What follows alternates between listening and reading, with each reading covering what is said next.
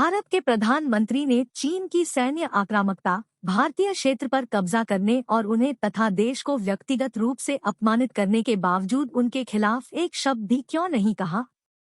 इससे भी बदतर, मोदी युआन में रूसी तेल का भुगतान करके वैश्विक मामलों को विभाजित करने और हावी होने की अपनी कोशिश में चीन के उद्देश्य को आगे क्यों बढ़ा रहे हैं। भारत दुनिया की 20 सबसे बड़ी अर्थव्यवस्थाओं G20 के नेताओं के स्वागत की तैयारी कर रहा है। वर्ष 2023 में भारत की G20 का अध्यक्ष बनने की बारी है। संयुक्त राज्य अमेरिका से लेकर ब्रिटेन, यूरोपीय देशों से लेकर जापान और इंडोनेशिया तक के नेता अगले सप्ताह G20 शिखर सम्मेलन के लिए भारत आ रहे हैं। चीन के राष्ट्रपति शी जिनपिंग शिखर सम्मेलन में शामिल नहीं होंगे। यह शिखर सम्मेलन के लिए एक बड़ा झटका और भारत के प्रति अनादर का प्रतीक होगा। हाल ही में चीन के प्राकृतिक संसाधन मंत्रालय ने अपने आधिकारिक मानक मानचित्र का 2023 संस्करण जारी किया, जो भारत की संप्रभुता का उल्लंघन करते हुए भारत के अरुणाचल प्रदेश और पूर्वी लद्दाख में अक्साई चिन पठार को अपने क्षेत्र के रूप में दावा करता है। इसके अलावा हाल ही में शी ने दक्षिण अफ्रीका में ब्रिक्स शिखर सम्मेलन में प्रधानमंत्री नरेंद्र मोदी को नजरअंदाज कर दिया, जब उन्होंने उनके साथ सीमा स्थिति पर चर्चा करने की कोशिश की। इससे पहले दक्षिण अफ्रीकी राष्ट्रपति व्यक्तिगत रूप से हवाई अड्डे पर शी का स्वागत करने गए और उन्हें अपने देश का सर्वोच्च पुरस्कार ऑर्डर ऑफ साउथ अफ्रीका प्रदान किया, जबकि मोदी का स्वागत केवल एक उपनेता ने किया और शी को सम्मानित होते हुए देखा और तालियां बजाईं। याद करें, 2020 में जब भारत सहित पूरी दुनिया कोविड महामारी से निपटने के लिए संघर्ष कर रही थी, चीन ने अरुणाचल प्रदेश में हमारी सीमा पर हमला किया, 11 स्थानों का नाम बदल दिया, लद्दाख में हमारे सैनिकों को मार डाला और पूर्ण युद्ध छेड़ने के बहुत करीब आ गया। भारत के खिलाफ यह घटनाओं का स्पष्ट और चिंताजनक पैटर्न है। यह कोई रहस्य नहीं है कि 1962 के युद्ध के बाद से चीन भारत संबंध सबसे खराब स्थिति में है और आपसी दुश्मनी चरम पर है। इन सबके बावजूद मोदी ने अभी तक चीन के खिलाफ एक शब्द भी नहीं कहा है। इससे भी अधिक चौंकाने वाली बात यह है कि मोदी सरकार वास्तव में चीन को आर्थिक महाशक्ति बनने की कोशिश में मदद कर रही है। मुझे समझाने दो। वैश्विक अर्थव्यवस्था आरक्षित मुद्रा के रूप में अमेरिकी डॉलर की नींव पर बनी है। राष्ट्र एक दूसरे से सामान और सेवाएं खरीदते और बेचते हैं और अमेरिकी डॉलर में भुगतान करते हैं। विभिन्न देशों में बचत उनके केंद्रीय बैंक द्वारा बड़े पैमाने पर अमेरिकी डॉलर में संग्रहित की जाती है। यही कारण है कि फ्रांस के एक पूर्व वित्त मंत्री ने कहा कि अमेरिकी डॉलर को अत्यधिक विशेषाधिकार प्राप्त है। डॉलर में इस विशेषाधिकार और भरोसे ने वैश्विक विश्व व्यवस्था में अमेरिकी प्रभुत्व को मजबूत करने में मदद की। अब चीन अमेरिकी डॉलर को गद्दी से उतारकर अमेरिकी आधिपत्य को अस्थिर करना चाहता है। हालांकि अमेरिका के एकतरफा आधिपत्य पर उचित रूप से सवाल उठाया जा सकता है, लेकिन दुनिया की महाशक्ति के रूप में अमेरिका की जगह लेने की चीन की कोशिश में मदद करना अभी भी भारत के राष्ट्रीय हित में नहीं है।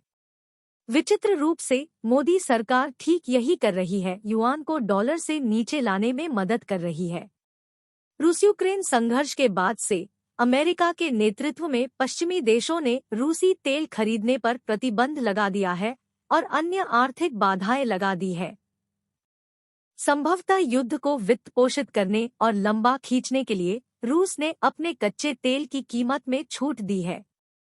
यह दावा करते हुए कि रूसी तेल खरीदने से आम भारतीय को मुद्रास्फीति और ईंधन की कीमतें कम करने में मदद मिलेगी, मोदी सरकार ने युद्ध शुरू होने के बाद से रूस से $44 बिलियन आयात किया है, जिससे रूस को यूक्रेन संघर्ष को लंबा खींचने में मदद मिली है।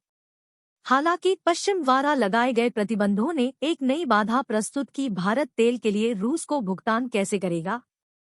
जबकि भारत अपने व्यापार के लिए डॉलर में भुगतान करता था, रूस प्रतिबंधों के कारण इसे स्वीकार करने में असमर्थ था और अचानक विमुद्रीकरण जैसे विलक्षण कदमों के कारण भारतीय रुपये को वैश्विक मुद्रा के रूप में भरोसा नहीं मिला।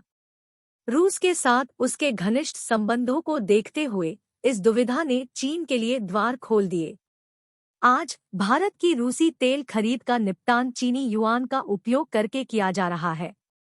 पिछले वर्ष में अर्जेंटीना और ब्राजील स्थित कंपनियों ने चीन और अन्य देशों से खरीदे गए सामानों के लिए युआन में भुगतान करना शुरू कर दिया है। नजदीकी घरेलू देश बांग्लादेश भी व्यापार भुगतान के लिए युआन का उपयोग कर रहा है।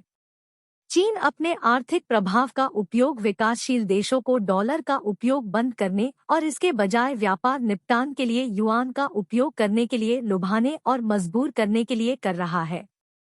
भारत $1 ट्रिलियन की व्यापारिक शक्ति के रूप में वैश्विक व्यापार के लिए चीनी युआन की ओर इस बदलाव को निर्धारित करने में एक प्रमुख खिलाड़ी है। यदि भारत युआन का उपयोग करके रूस के साथ अपना व्यापार निपटा सकता है, तो चीन को भारत चीन व्यापार के लिए युआन का उपयोग करने की मांग करने से कौन रोकता है? असंतुलित व्यापार संबंध, जहां भारत चीन को निर्यात की तुलना में 7 गुना अधिक आयात करता है, भारत के लिए ऐसी मांग को अस्वीकार करना असंभव बना देगा।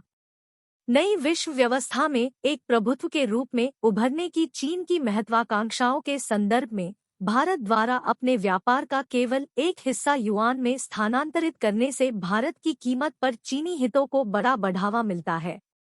इससे भी बुरी बात यह है कि रियायती दर पर रूसी तेल खरीदने से आम भारतीय को कोई फायदा भी नहीं हुआ।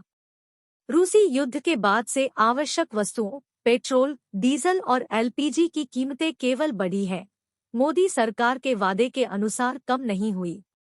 यह 2 निजी कंपनियों रिलायंस इंडस्ट्रीज और नायरा एनर्जी द्वारा रियायती दर पर लगभग आधा रूसी तेल खरीदने, उसे परिष्कृत करने और अच्छा लाभ कमाने के लिए वापस निर्यात करने का परिणाम है। मूलतः मोदी सरकार युआन में रूसी तेल का भुगतान करके चीन को उसके वैश्विक प्रभुत्व में मदद कर रही है। इस प्रक्रिया में इसने पश्चिमी प्रतिबंधों की अवहेलना की है और इससे आम भारतीय को कोई लाभ भी नहीं हुआ है। इसने केवल 2 निजी कंपनियों को भारी मुनाफा कमाने में मदद की है। भारत के प्रधानमंत्री ने चीन की सैन्य आक्रामकता, भारतीय क्षेत्र पर कब्जा करने और उन्हें तथा देश को व्यक्तिगत रूप से अपमानित करने के बावजूद उनके खिलाफ एक शब्द भी क्यों नहीं कहा? इससे भी बुरी बात यह है कि मोदी वैश्विक मामलों को विभाजित करने और उन पर हावी होने के लिए भुगतान करके चीन के उद्देश्य को आगे क्यों बढ़ा रहे हैं? युआन में रूसी तेल। चीन में मोदी के प्रति ऐसा क्या है कि वह उन पर नियंत्रण रखता है और बचकर निकल जाता है?